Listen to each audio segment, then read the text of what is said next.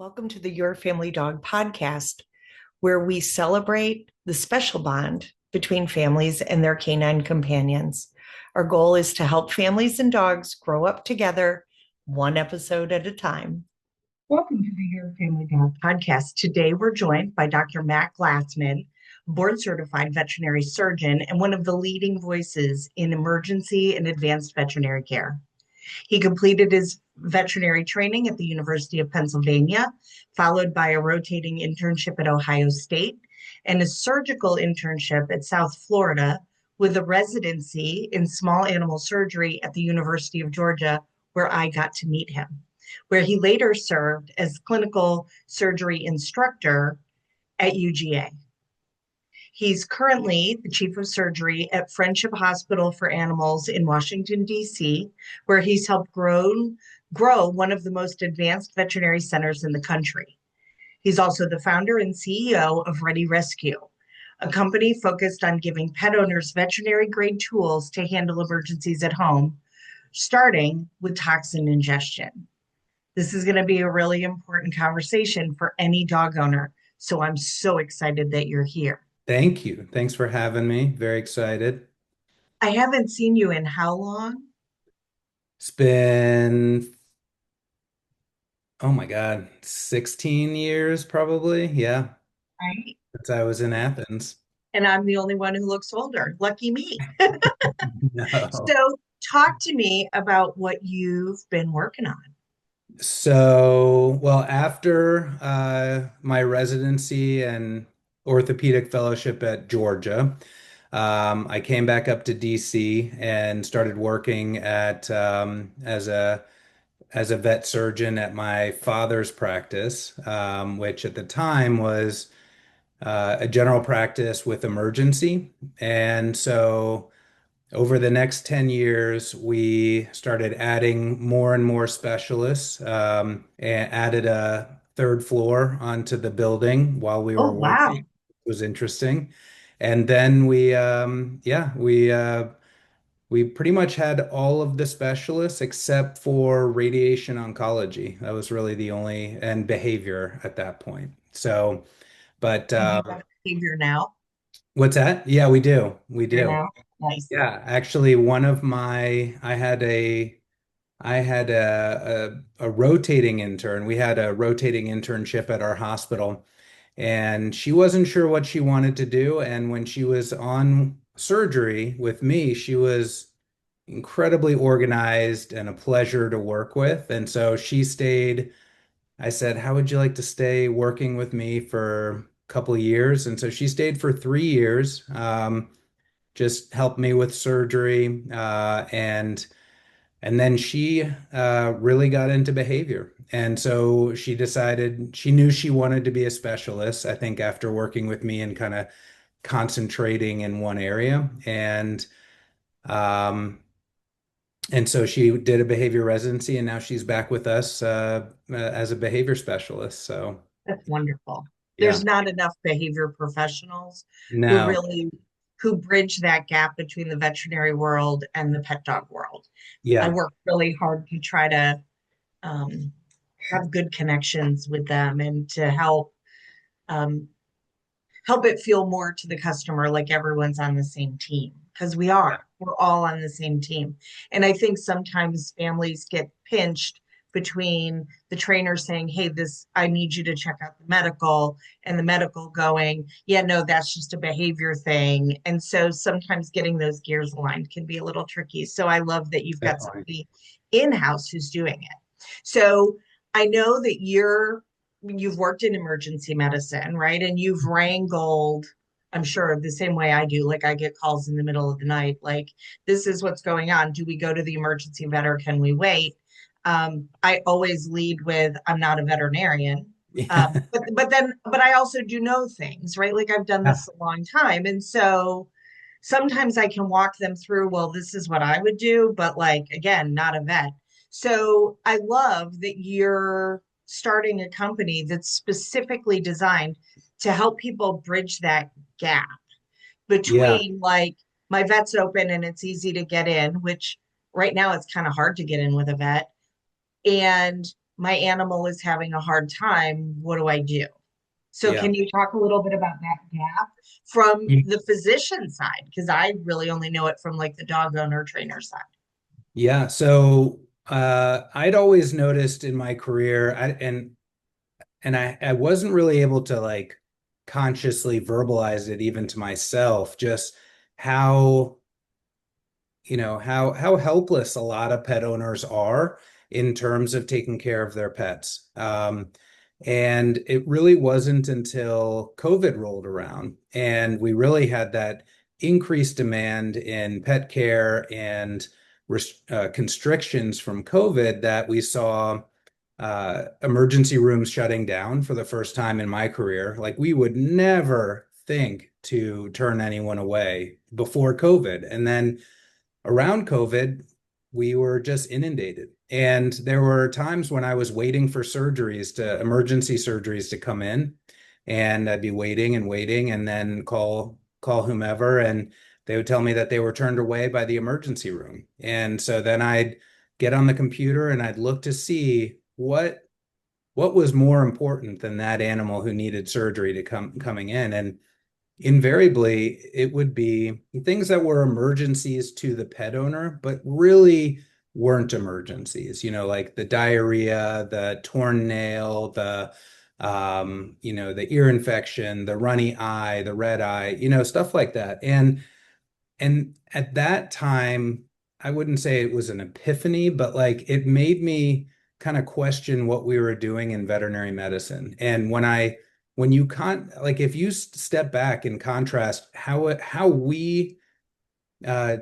pet owners take care of their pets in terms of when they go to the hospital and how we take care of ourselves and our kids in relation to when we go to the hospital, it's so different.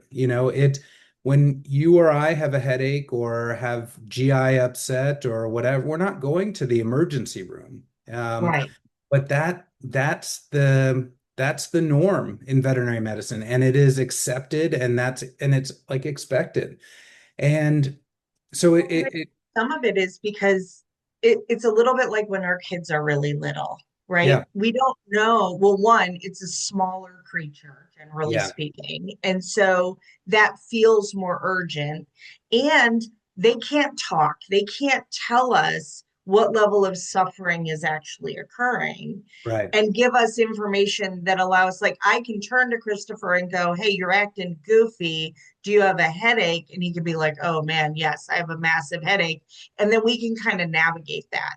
right, Or if I have a child who says my throat really hurts, I can navigate, okay, that's strep throat. We don't need to go to urgent care. We can make an appointment with the pediatrician and everything will be fine. But with our pets, we are out of our depth because they can't always give us that feedback loop. And a lot of times, dogs and cats are so stoic that by the time they're there's yeah, responding about something, we're like, it's a 911. My dog's never done this. right.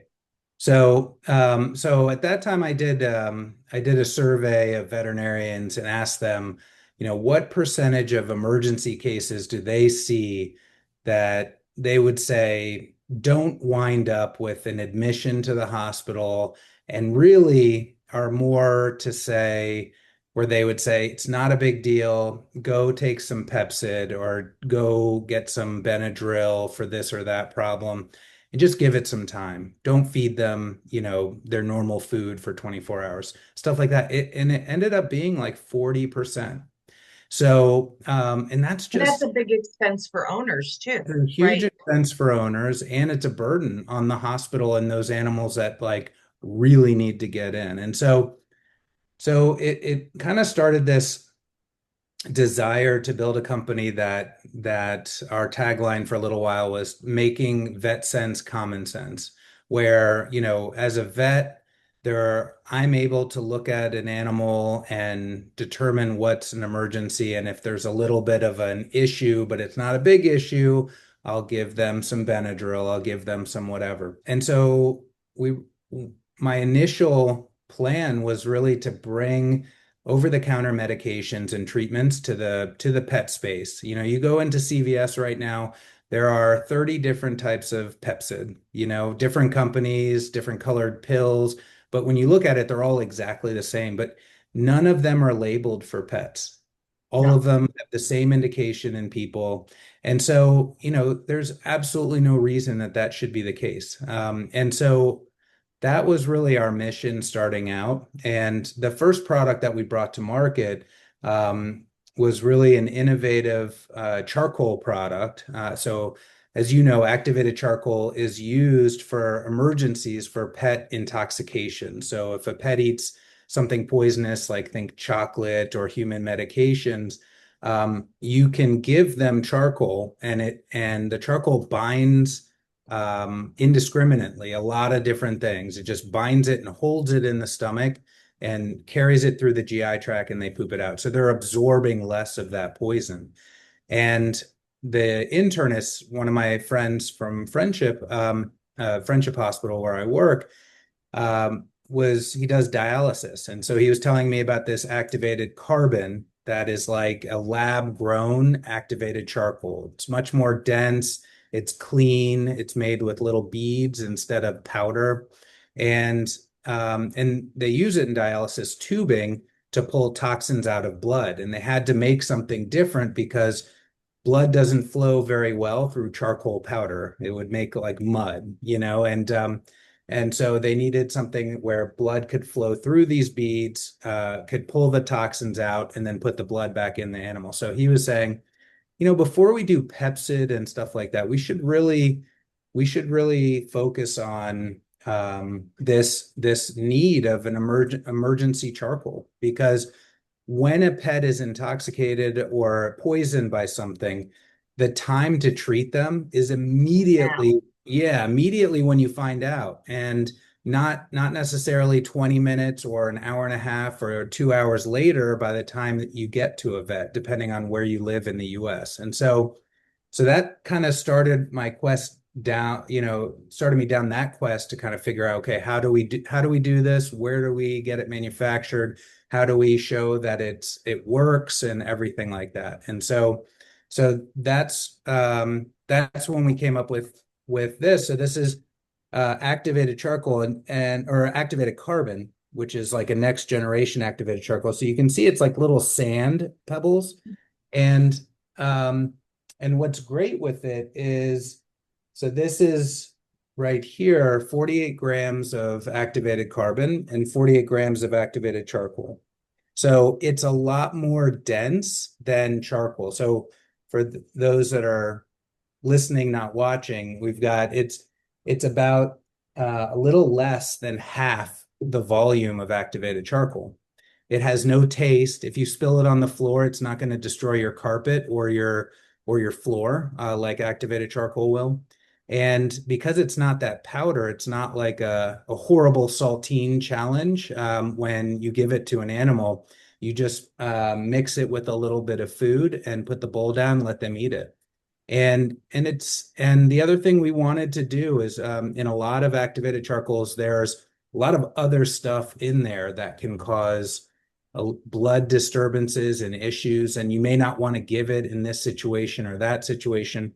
So we left all of that out. So we wanted to make a product that someone could totally screw up or abuse, and it would not result in an animal, being in a worse situation. And so yeah, that's what we've got is ReadyRESCUE. ReadyRESCUE is it's a great product. A lot of hospitals have adopted it, about 2,500 hospitals right now, because it's Veterinary hospitals, I'm assuming. Yeah, veterinary hospitals. Yeah, I'm because surprised that it hasn't crossed over into implementation I for I parents. hope, yeah, I hope so one day, because Some things, we have a lot of medications and um, things that cross from the human population into our pets, but there are a few that yeah, cross the other way, which often are really fantastic products. yeah. So, how does a family understand? So, I'll give you my cat and I had a disagreement last week because he jumped on the counter and ate some medications for a dog that was boarding. Okay. Um, in pill pockets. Yeah. I knew he had done it like instantaneously. Like I went and brought the dog in from outside and the pills were missing. And I was like, the cat was the only one loose in the house. I knew I hadn't eaten a pill pocket. So it was the cat. Yep. So I grabbed my hydrogen peroxide and the Yep. cat and some towels and paper towel and headed into the bathroom, which was Yeah. easy to clean. Yeah. And I got a syringe. So I drew hydrogen peroxide up, injected it kind of into his throat to make him vomit many times, um, until I got the pills out because I was Yeah. like, we are not doing this, you Yeah. naughty, naughty cat. So how does a family now? I'm a little bit of a cowboy. Yeah. So I've been through some my animals ingesting some things, right? So if I know immediately it happened, I'm like, hydrogen peroxide will do the job. They'll Ralph it up. I can double Yeah. check and make sure everything's there, and then we're in the clear.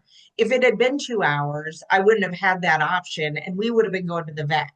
Is Yeah. that a situation where Ready Rescue would have been like the perfect solution? Yeah, absolutely. One of the things with hydrogen peroxide is that, that a lot of people don't, I mean, you kind of intuitively get it, but or you kind of get it, but intuitively sometimes not, is that it works by burning the tissue, by burning the esophagus, burning the stomach. And Feel that, bad about that. yeah, no, historically that has been what people have done.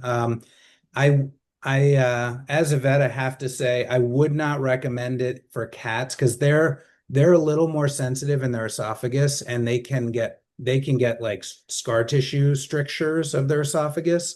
So if Oh, anyone's yeah. listening, yeah, don't Don't do it to your cat. get some Ready Rescue if you're worried because it's Yes, safer. I will. And Well, it's for funny because your email came, or I saw your post on, I think it was on LinkedIn, like the yeah. next day. And I was like, well, where were you yesterday? There, yeah, I need to get out more, but yeah, so but the and a lot of people use hydrogen peroxide for dogs, but they've done a lot of studies in veterinary medicine. Their re most recent was probably 6 years ago, where they looked at hydrogen peroxide and apomorphine. Apomorphine makes them vomit, is what we use in hospital to make them vomit, and they found that making them vomit, or I'm sorry, trying to make them vomit works about 60% of the time. But when it works, when it brings it up, it only brings up on average about 45% of the toxin. So if you've got 2 pills or 3 pills and they puke it up, you can at least quantify that and you have an idea. But otherwise you can't, it's not a consistent means of preventing them from absorbing the toxin. And that's also been true in human medicine, where they don't recommend making people puke anymore. They also, oddly, gastric lavage, where they put a tube down into the stomach and rinse it out and then suck everything out, has shown to be even less effective somehow than vomiting. So it's really odd, but it's not super effective, and that's why activated charcoal has been the gold standard for detoxification of people and animals, and for a pretty long time. But and in human medicine, I mean, I'm sorry, in veterinary medicine, because we've never had a practical charcoal product on the market. Vets have always said if you're 2 hours away or very far away, do the only thing you can do, which is give hydrogen peroxide. So Ready Rescue is great because you can give really high doses. It works like a sponge. So the bigger the sponge that you give, the better it's going to work. You can give really high doses. It's not going to cause any problems. And it's gonna get in there, and that it's also gonna move out of the stomach and get those guys that are in the intestine and bind those as well. So it's really a phenomenal product. So what you would have done is you could have taken, so each vial treats 30 pounds of animal. So for a Uh-huh. cat, you would pour about a half of a vial would be a pretty good dose. Would be a dose for a 15-pound animal, but for a cat, being a little bit smarter than a dog, you know that they're going to leave some in the bowl. So, and that would still be a reasonable dose for them within the safe limit. So you would pour half into their bowl, put a little bit of yogurt or put some canned food or whatever they like and mix it in there. It has no taste, so it takes on the taste of whatever you mix it with, and that's it. Um, and our charcoal is good for 5 years. So a lot of that other those other normal charcoal products are have about a 1 to 2 year shelf life. So, hopefully you're So buying it's it. even shelf stable longer. Yeah, and actually I'm doing some testing now to show that it's good for 10 years, because I would love for people to be comfortable buying it and knowing that they're buying it once or twice in their pet's life, if assuming they don't use it, which I Yeah, know they assuming we will. never need it. Right, which I know they will because I'm a pretty reasonable, my wife would disagree, but I'm a pretty good pet owner. And my dogs have gotten in, my two Cavaliers, I've got two now, have gotten into things 5 times in the last 3 years. Nothing horrible, but that, a couple pills of Advil that were left out, Celebrex, those are the human medications are by far Yeah. um, the biggest culprits. But what I would say is, I'm obviously very biased to ReadyRESCUE because it is better than anything out there. But what I will say to your listeners is that, activated charcoal is a great product. There are other, since we've launched on Amazon about a year and a half ago, we've had a lot of kind of imitators show up that have regular charcoal in syringes, and they seem like good products. However, because charcoal tastes so bad, they have to mix it with flavoring and gel to make it, easy to administer. And what that does is it takes that volume that's a little more than twice our volume to get the same weight of charcoal, and it increases it. So then you have a massive volume. And unfortunately, these companies will, what they do is they underdose. They say, oh, give one syringe per 30 pounds. Well, there's one company that is probably the leader on Amazon. One syringe has 8 grams of charcoal. And our dose for a 30-pound animal is 30 grams. So I mean, they're well below the lowest limit that we recommend in veterinary medicine. And so if anyone gets charcoal, I would, really look at how much weight of charcoal are you giving per dose. And I think they'll find that there is nothing that compares to ours. So I'm on Amazon while we're talking. I know I probably Yeah, shouldn't do that, but I am. that's all right. Um, and this is very affordable. Yeah, it's priced at Right? about a little bit less than $1 per pound, basically, for 5 years of protection. So you have a 30-pound dog. I would always have double the dose that you think for You'll each need. animal, just because if it's a massive intoxication, you're going to want to give them a lot. But basically, it would be $30 to protect that dog for 5 years. It's really a no-brainer. It is. And it would be perfect to like just stick in your like emergency stuff above the laundry Yep. area of the house that when you need to get your hands on it, you can. So I just ordered. So there you Oh, go. perfect. Um, is this something that vets know about to Yeah, share with their we customers to say like, hey, your dog who gets into everything, like we all know someone who has a dog that yeah. has adjusted every manner of thing. Is this something that puppy owners should have? Like, talk to me about like, should you not really use it with a puppy if they've ingested something they're not supposed to have?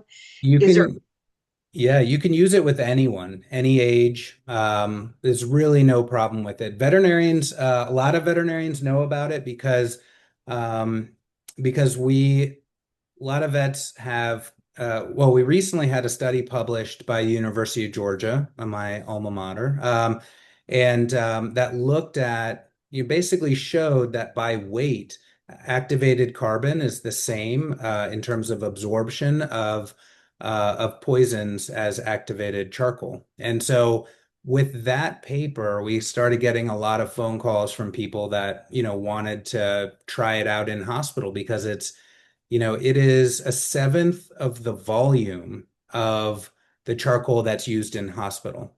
So Right. so I showed you before the 48 grams. This is 48 grams of what we would use in hospital, and this is 48 grams of the ReadyRESCUE. So, and veterinary technicians love it because when they're giving that much volume to an animal who doesn't really want to be at the hospital, they're spitting it up. It's all over them, all over the floor, and ruins their clothes. So the techs have been really thrilled about it. We just had VCA and Blue Pearl so 1,000 hospitals have switched over.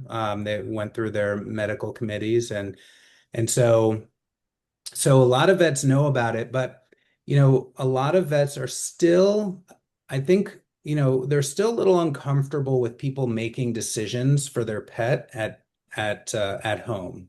What I always say is like if there's just like Narcan and an EpiPen, if you need to use ReadyRESCUE, you're absolutely still contacting the veterinarian. You're probably still going to the vet, but you've got something on board that is working while you're panicking and trying to get wherever you need to go.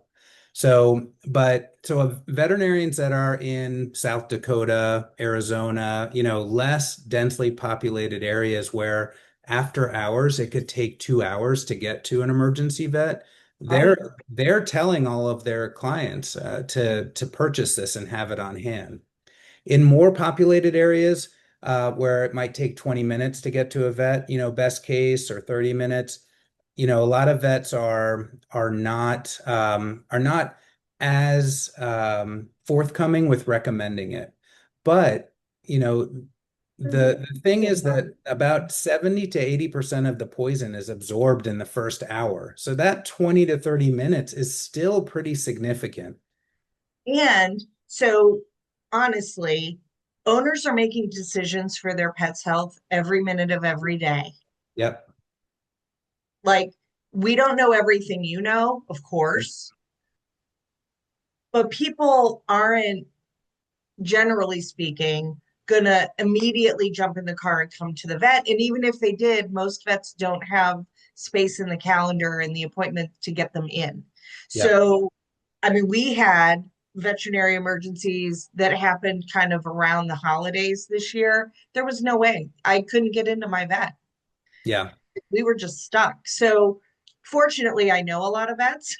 So I could make a bunch of phone calls and wrangle someone and love them deeply for helping me. But Yeah. it not everyone's in that situation. And it sounds like me as someone who the person calls and says, my dog just ate blah, blah, blah. What do I do? I've always given them the poison control number, explained Yep. that they're going to charge them some money, but that money stays with the case, telling them about this ReadyRESCUE. If it was available in a Walmart, at a PetSmart, at a Pet Supplies Plus, at a PetSense, at your local vet, like, We're at PetCo now, PetCo and Chewy. So the other two right. So places. yeah, like just being available, like I'm gonna have it on hand. I'm not gonna, because now I feel really bad about the cat, but No, no, I didn't want to out you. I just didn't want you to I didn't want you to have any it's the problems. only time, it is the only time I've ever done it to the cat, Yeah. and I didn't know anything else that would make him barf. No, you're right. I mean, making a cat vomit even in hospital is very, very difficult. So, I was determined.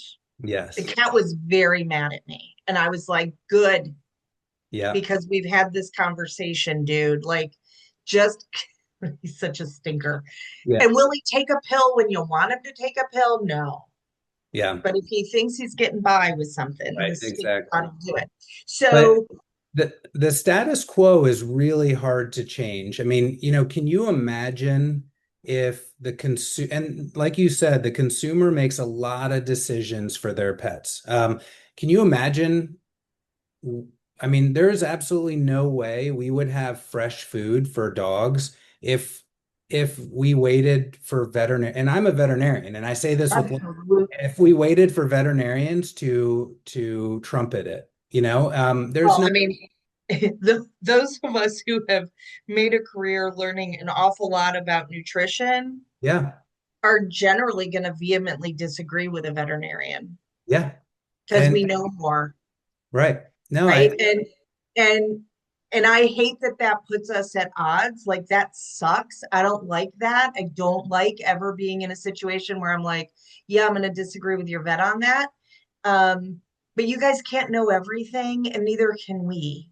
yeah, no, So, and we know what we know because we were told what we know. So unless you have a desire to think outside the box, like you're gonna stick with the same dogmas. I remember, I mean, so when we're in surgery, there's a lot of time just talking while you're doing stuff. And one of my soapboxes used to be when talking to an intern about raw food or about those types of things.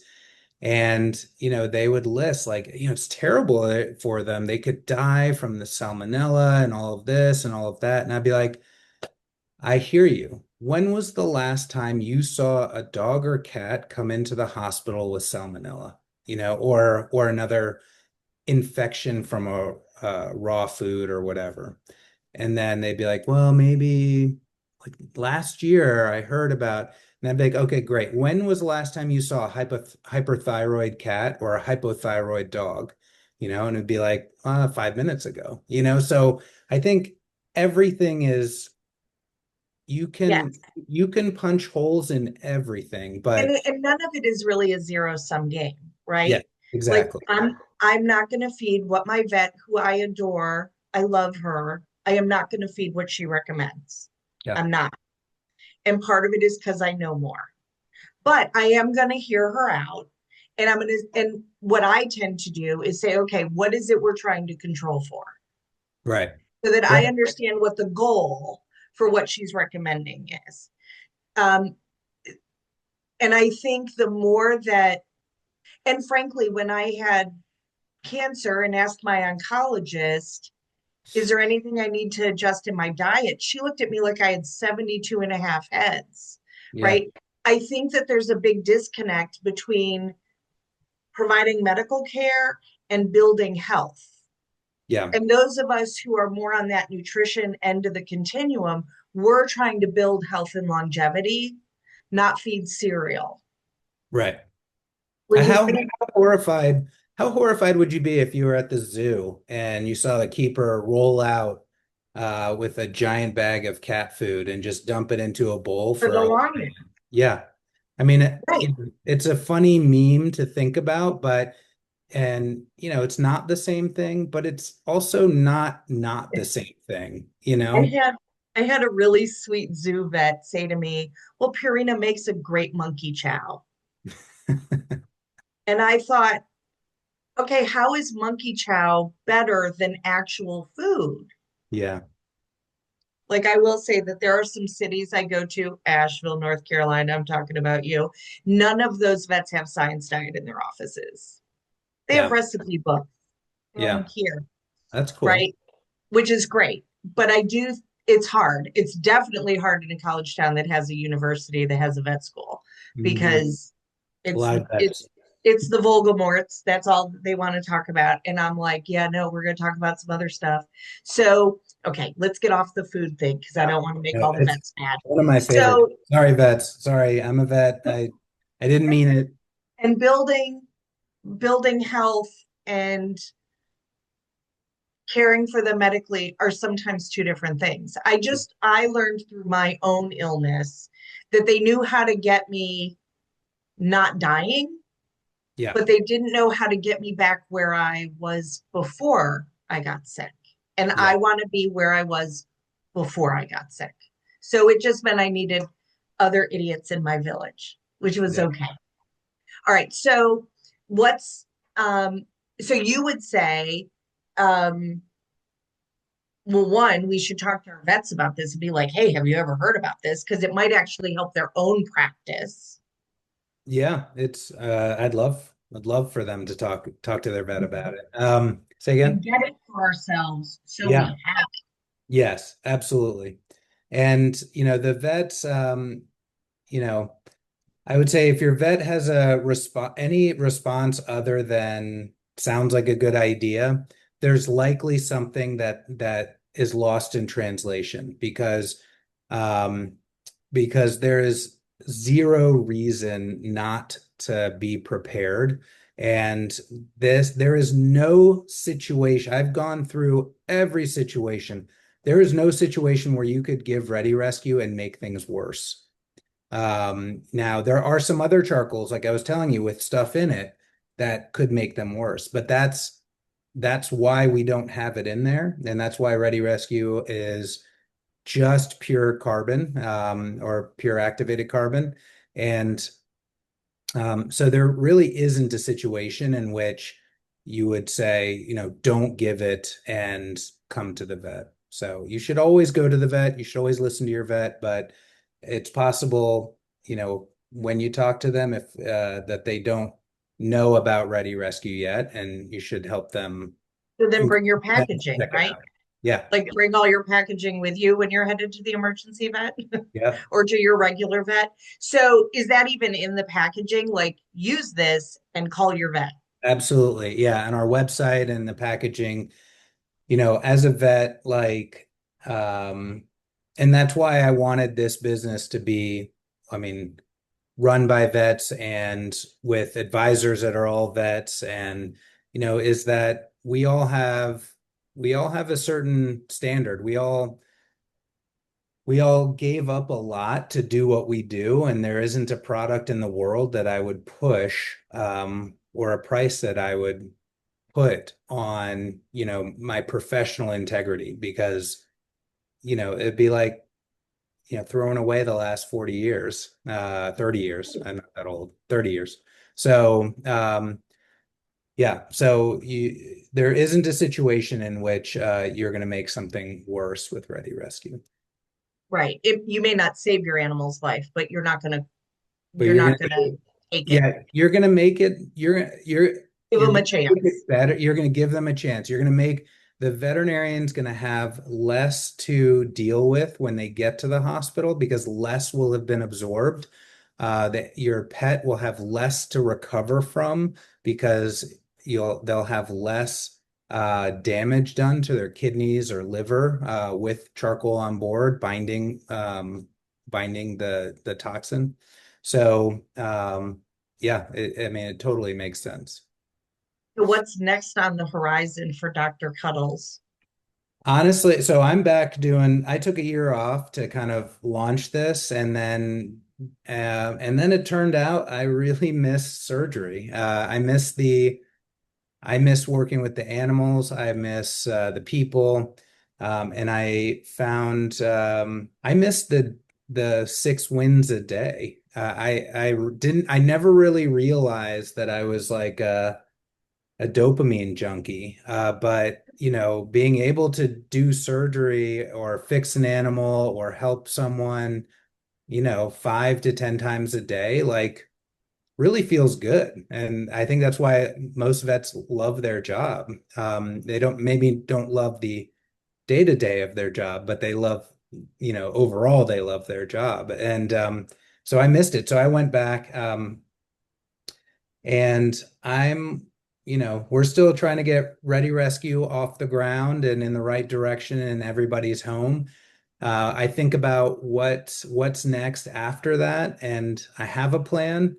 I don't know if I have the gas in me to execute, Oh, but I will tell you that I will not let the idea or um the know-how die with me. Like, we will bring over-the-counter medications to the pet space, because it doesn't I make think sense it's not to. important. I Yeah. mean, we do it with wormers, Yeah. right? And we have people doing workarounds all the time. Like you Yeah. can Google how much Benadryl can my dog have if he, but you know, Sure. if he ate a bee.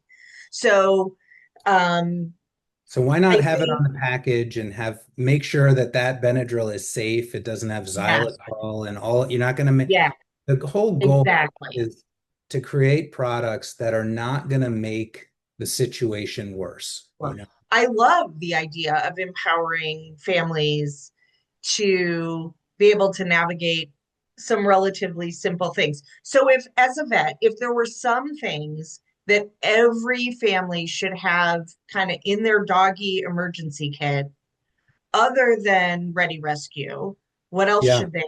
So I mean, it kind of depends a little bit on the dog and what their problems are. I think if any animal has, um, you know, some specific health concern like diabetes or whatnot, ask your vet what to keep in there. Should you keep some Caro syrup? Should you keep some, this or that to help with them?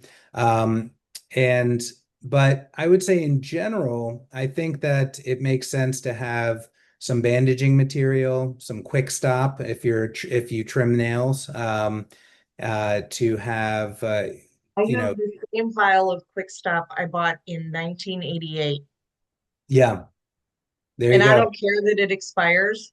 I It open it still up, I works. pull it Yeah, out on the tap, I set it down, and then I won't use it. yeah, But I will always quick a dog if I have not gotten out my Quick Stop. yeah. No, always. Always. Um, And you should check out this product called Stip Stick, Stypstix. It's a quick stop, but it's like a chapstick, so it's not like as messy. And so I saw that at a recent conference. It was very interesting. Okay, spell that again for me. Stypstix,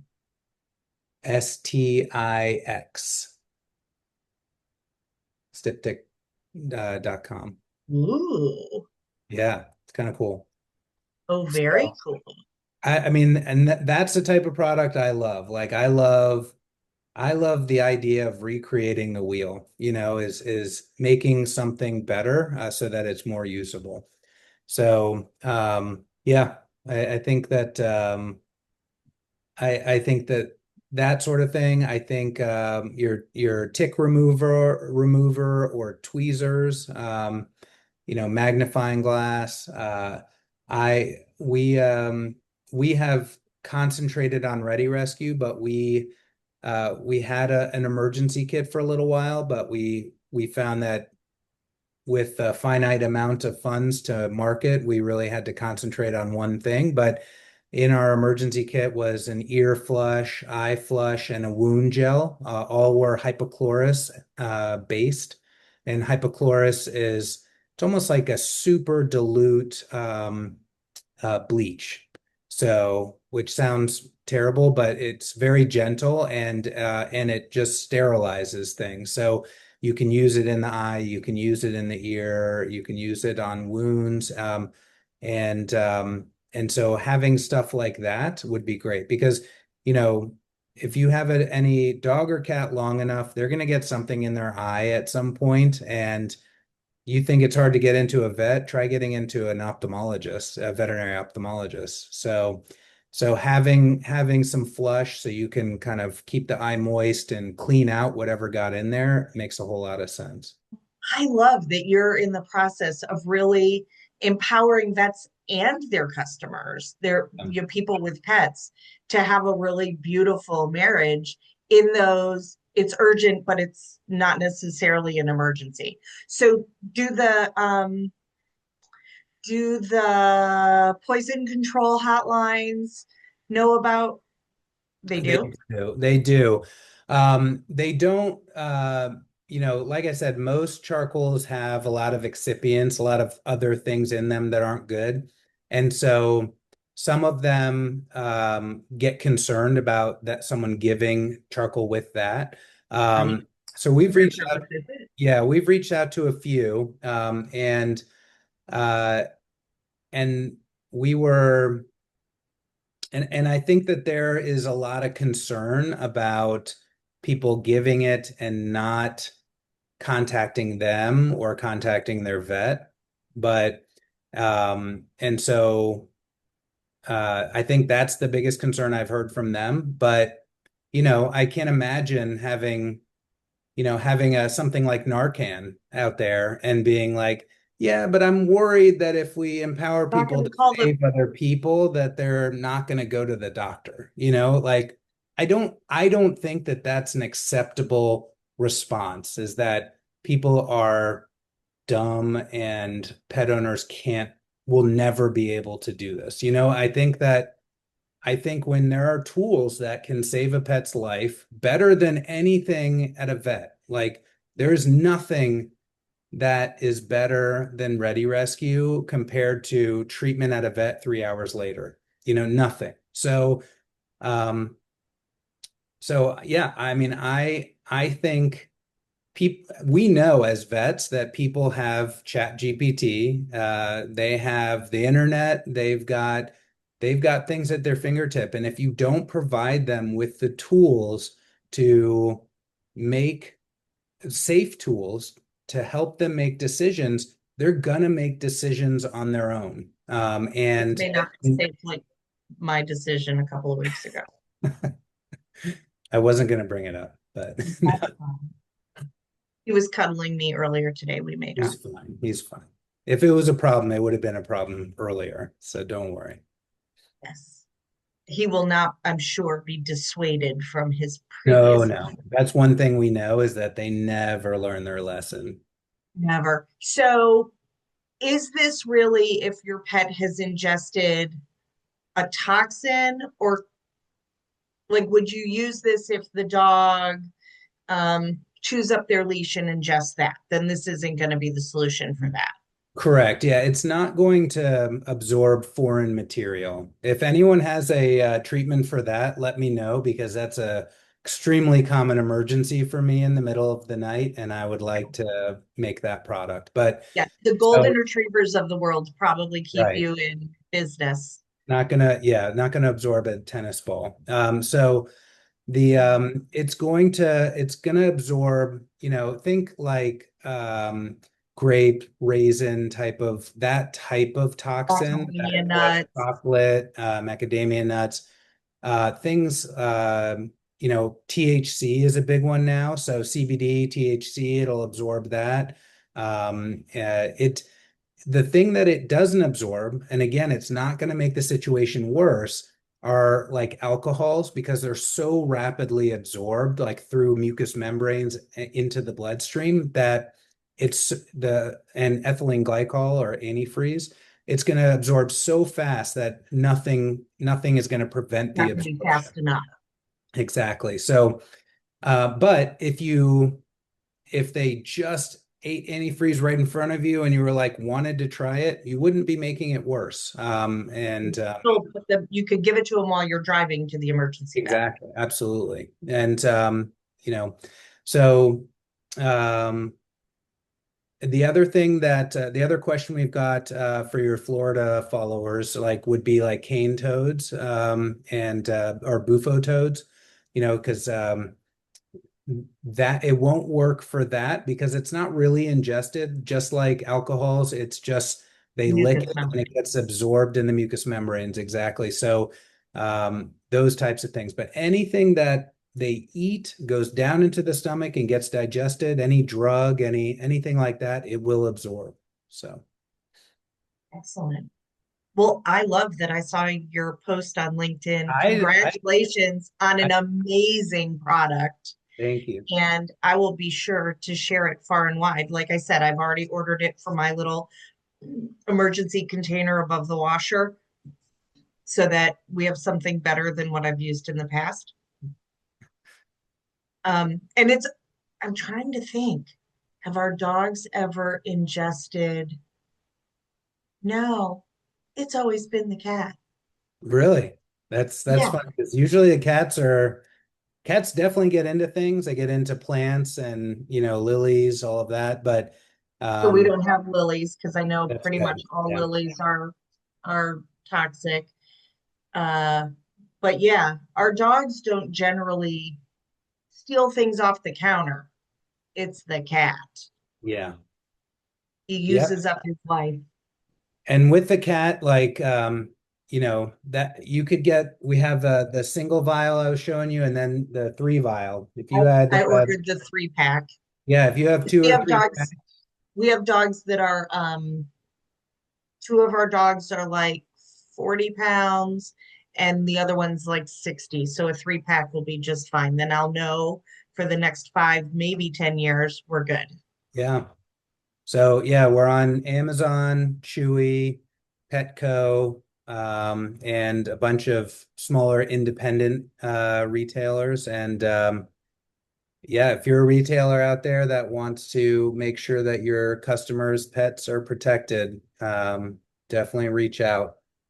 I'll So be sure to pass it along to the store owner yeah, that'd be great. that you're familiar with. Yes. So thank you so much for spending your time with us. And while I love that you're back in surgery, I really hope that you will get the gas, as you said it, to tackle this other project. I think it's really important. I see as so calling me is not as scary as calling the vet. Yeah. And I get a ton of people who ask me questions like, well, can my dog hit? And I'm like, yeah, that's out of, like, that is not what I do. Right. I really wish there was, even if there was just a reputable formulary somewhere that somebody Yeah. could go, okay, here are the things that you absolutely can use and what you can use it for, and the dosing, and it's safe for like when your dog gets kennel cough, Sure. Yeah. right? Like, isn't it? It's one of the Robitussin, I think, is what the last time I had a dog with kennel cough, the Yeah. vet was That's like, just go get this. You'll be fine. on Like our he's fine. list. Right. Yeah. So just knowing what on a list is safe and Yep. not something that was, somebody just made up on, or that ChatGTP made up, um, is important because having a reputable source to find out is a big deal. Yeah. Like, what Absolutely. eye drops can I use on my dog if my dog's eye is a little goopy from the pollen? Yep. So I would personally love to see something like that out in the market. I think it would be important for families, and it might help vets navigate some of the stuff um, more easily because they're not having oh, here's a what is an inconvenient problem, but not an emergency trying to get in. They could say, well, here, you can do this. Yep. Absolutely. And the vet knowing that there's a company or a group of products that have been vetted, are appropriately labeled, and because vets just don't want you to make it worse by accident, which makes sense. Which no family wants to either. Like everybody's on the same team on this. Yeah, And by the way, no family wants to spend $1,000 at the emergency room for no good reason, or to absolutely. be up in the middle of the night because their cat decided to be a lunatic. Yeah, So I think knowing, okay, my cat ate tinsel, now what? Is that an emergency vet visit? Or is that like, oh, blah, blah, blah, you can do XYZ that's been vetted by a vet? Like, yeah, here, you can do this and induce vomiting. If all the tinsel comes out, you're good. If it doesn't, it's an emergency vet thing. yeah, So I think giving people tools to navigate, kind of like we do telehealth with humans, yeah, is is a big deal because you're right. You're talking to you is going to be way better than my Google search. yeah, So I think finding a way, because people are pretty rugged individualists, and the world is at our fingertips on our phone, that bridging that gap is going to be a big piece moving forward. Because, I mean, I don't know about you now, unless I see it in person, I can't believe anything anymore. oh yeah. And I think that's where a lot of vet skepticism comes from, because we hear and see a lot of those types of things where you're like, yeah, that's not going to work, or that's not going to be good. So if your dog gets into ReadyRESCUE and ingests it on their own, it's not going to hurt anything. nope, no, you don't have to They give. also really don't have any good reason to just randomly eat it. Yeah, but they have no good reason to eat anything else. But no, I mean, it's very secure in the box and in the vials. But I mean, it's like the most inert substance ever. Right. So even if it gets ingested, it's going to go right through. It's not going to hurt anything. Absolutely. And it will, when I say it goes right through, it goes right through. It like they will have bedazzled poops later. So, and that's normal. The beads don't dissolve in water. It just goes right through. So I'll tell you a funny dog trainer story. So this was equal parts disgusting and awesome at exactly the same time. And sadly, the phone I had it on, I didn't back up and I lost the photo. But one day I was sitting at a restaurant and a client did what clients do, where they zip me this photo through text while I'm sitting, eating dinner. And their dog had gotten into a giant box of glitter crayons oh yeah. and had eaten them like it was the best thing ever, and then Yeah. had pooped it out. And it was equal parts hysterical and awesome and gross at the same time. But it was like unicorn poop. Like it Yeah. was fantastic. And I was like, this is hysterical and I love it, but it's also disgusting. And only a vet or someone else with dark humor would find it hysterical. Exactly. Yep. No, I've got a lot of poop pictures on my phone from Oh, all the poop donors fixes. I and I get, yeah, lots of poop photos and video. And I'm like, ooh, thanks. Warn a yeah, girl next time. yeah, exactly. I'll just leave my sandwich. Give me a heads up. Yeah. Well, Dr. Glassman, thank you for loving the world such a Well, beautiful way. I will do my part to try to spread the word and even introduce you to some other people. And I my ReadyRESCUE is already on the way. So it'll be sounds in my cabinet and I hope it'll be in lots of people's cabinets because that's a really beautiful, elegant answer. And I am, as much as I've been cavalier about like, oh, I hurt the cat. Now I really genuinely do feel terrible. And I'm glad that I've got something on the way that's gonna mitigate that from ever happening again. great. Well, it's Thank good to see you. I would love to talk to you again if you'd ever like to come back on the podcast. Sure. Please do. Actually, it might be a really fun podcast episode to do, like the trainer and the vet with kids and Okay. dogs, and to Yeah, talk about it. That might be really fun. So that if sounds you good. if you can, so first go out and get yourself some rescue remedy because you're Ready, gonna. rest. Oh, sorry, ReadyRESCUE. I did it the wrong way. ReadyRESCUE, because you're gonna need it, and you're not gonna get a lot of warning. It's like a stomach bug, right? I clean Yeah, the toilet every day because I've never planned a stomach virus. that's right. Get your ReadyRESCUE so that you have it on hand if you have an emergency in the future, and please share it with the people around you who have no idea that this new product exists, that it's super benign and very, very helpful for families and their dogs. If you enjoyed today's episode, please like and share, give us a rating or a review. If you want to reach out to Dr. Glassman, you can reach him at. You can reach me at info@readyrescue.com. And I check that constantly. So And I do love that you came up with Dr. Cuddles. It cracked me up. I was like, that's hysterical. Like, I it's love it. my high school friends love that as well. Oh, I bet. I bet you hear about it all the time. Oh, all the You can time. also you can also reach out to the podcast at yourfamilydogpodcast@gmail.com and go give your dog a cookie. See you next time. That's it for today's episode. Thank you so much for spending part of your precious day with us.